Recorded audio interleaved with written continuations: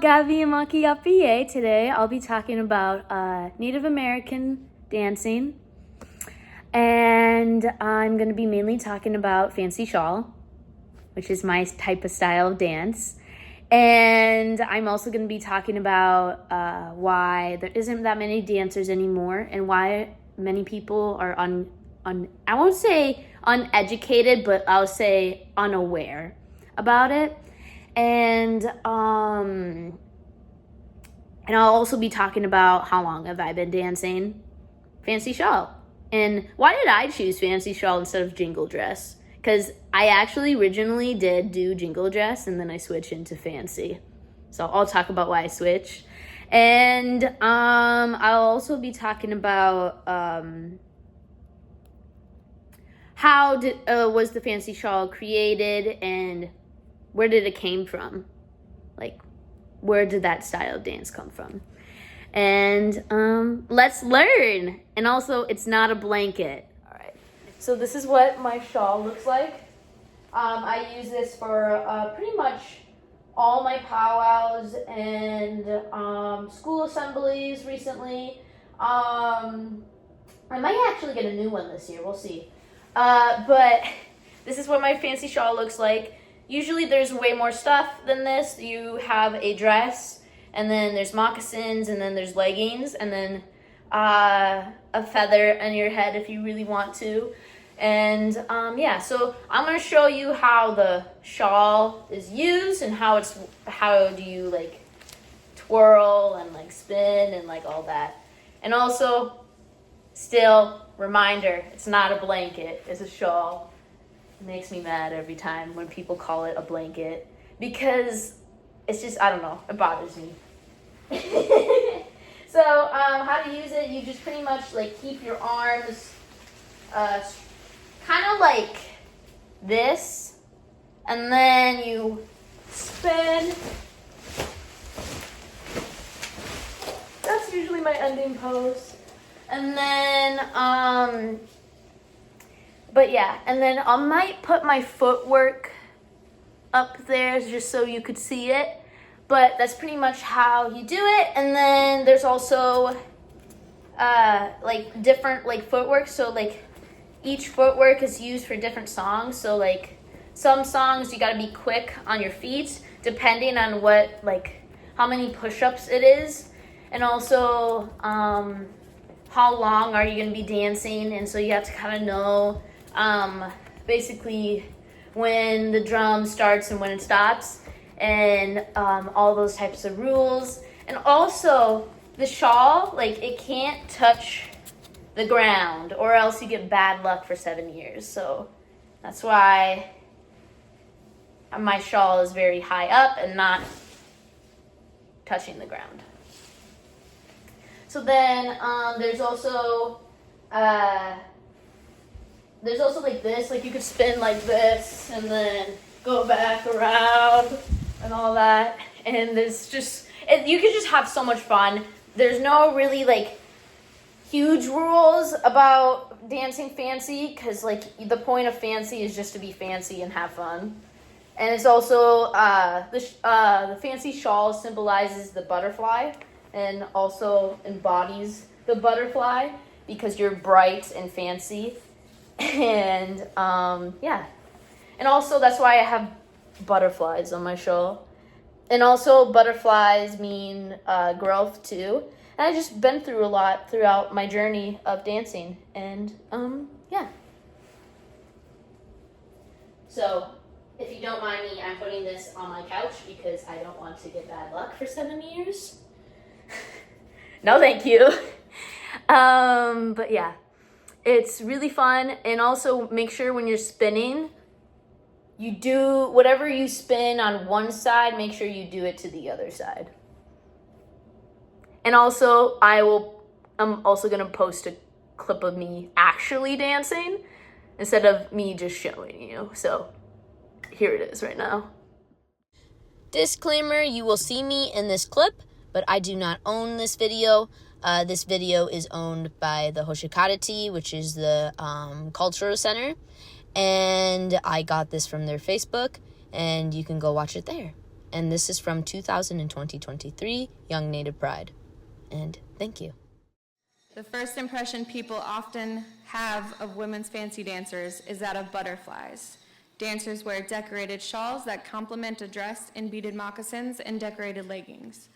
The decorated shawl is made of cloth and fringe reminiscent of the decorated buffalo robes worn in the past. The faster pace of the drum challenges dancers to keep in time with the beat while coordinating their fancy footwork and graceful movements. Like the men's fancy dance, this contemporary dance style was introduced as powwows became more competitive.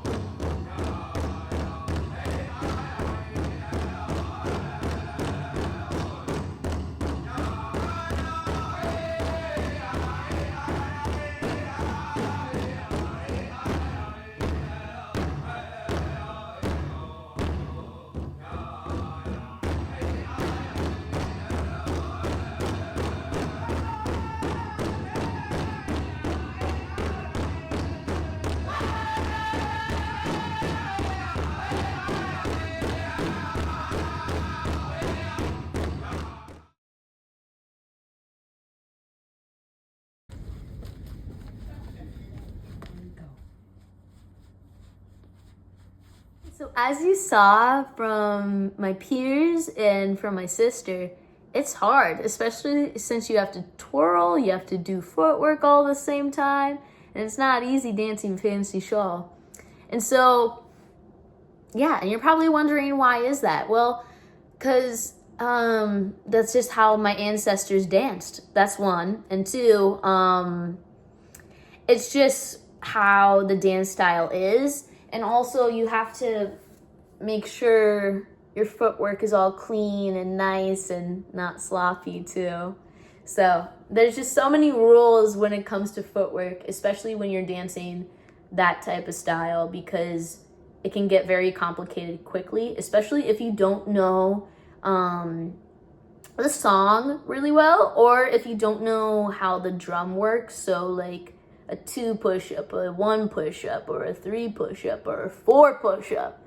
Like you have to know what the push-ups mean, and also when does this, like, what does like the like drum sound, or like when do you know that it's over? Like you have to know what those beats mean.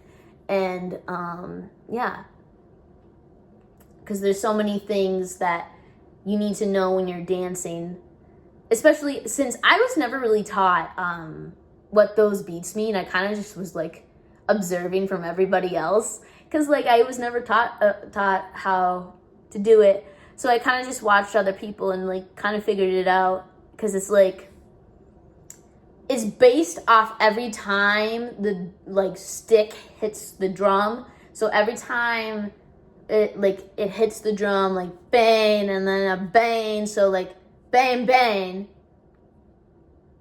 that means it's over, because it's a 2 push-up. So bang bang, it's over.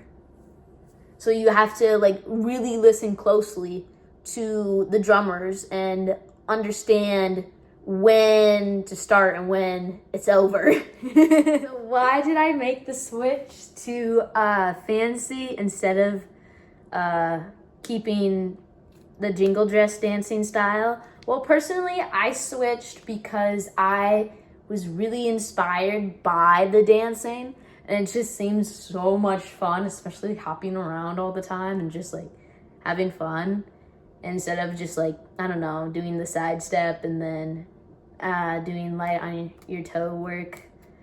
You still gotta do it for fancy, but personally, I don't know, I just find it more fun and cool, especially since it's bright colors and it's like a shawl and it's not jingles.